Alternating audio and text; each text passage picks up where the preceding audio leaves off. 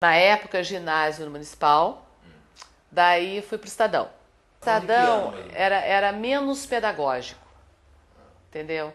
O Estadão era mais assim, parecia que eles ainda não tinham aquela coisa do magistério em si. As colocações, a postura dos professores eram completamente diferente da postura do IDESA. Aí me adaptei totalmente, porque o IDESA era assim, era um magistério mesmo. Magistério mesmo. Era aquela coisa assim, desde o primeiro momento que você entrava na sala de aula, você já era preparada. Não vou falar condicionada, porque lá ninguém condicionava ninguém. Você era envolvida, sabe? Você era envolvida a trabalhar com a educação, você era envolvida a trabalhar com a criança. Por exemplo, eu me lembro totalmente, me lembro com exatidão dos professores, assim, que fizeram presença, sabe? Fizeram muito presença como educadora. Principalmente a Silvia Helena de Araújo Correia. O pai dela era dono da antiga Casa de Esportes. Ela foi uma professora que eu queria ser igual. Não só eu, como muitas outras alunas. O jeito dela falar, o jeito dela, professora de didática também, né? Então, ajudava bastante. Mas ela era professora de didática porque ela era a didática em pessoa. Uma professora extremamente sábia, competente. E a nossa classe era uma classe muito heterogênea. Nós tínhamos o seu Geraldo, o famoso seu Geraldo, que tinha na época 60 anos. Com a Maura, estudei com a Maura, que é a irmã do padre Clemente, do Monsenhor Clemente. Acho que é Monsenhor, eu não sei se ele...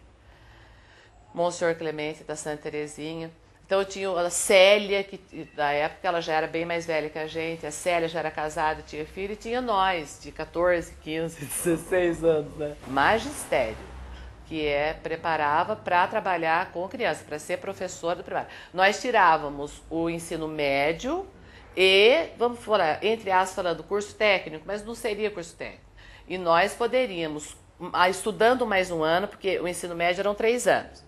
Então, na época tinha química, tinha magistério, então nós estudávamos mais um ano e tirávamos o diploma do magistério.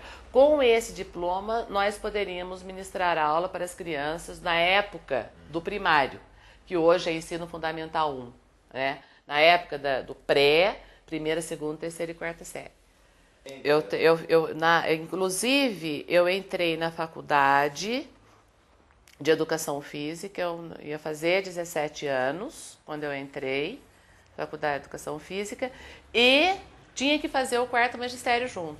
Quando eu entrei na faculdade de Educação Física, quando eu estava cursando a faculdade de Educação Física, a minha professora do quarto magistério ingressou no Estado.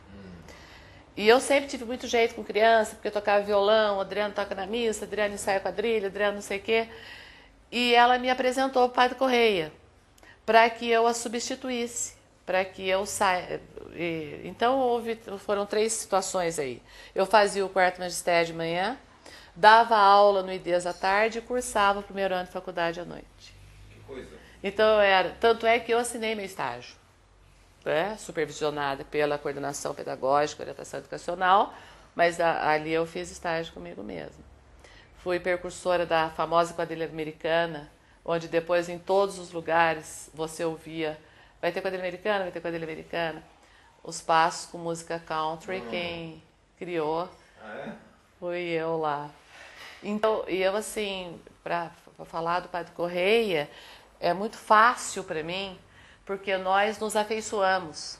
Além dele ser o diretor, o exemplo, o mestre, 7 horas da manhã o Padre Correia já sabia todas as notícias de todos os jornais, né? Inclusive tem um fato que foi o Padre Correia que incentivou, esteve por trás, porque o Mauro foi o primeiro seminarista a trabalhar em Taubaté. Fui aluna do professor Carlos, de português, sabe, professor Carlos? Exatamente, excelente professor. O Fred, Padre Fred, me deu aula, professor Bonato, professor Sidorca, Célia Samartim.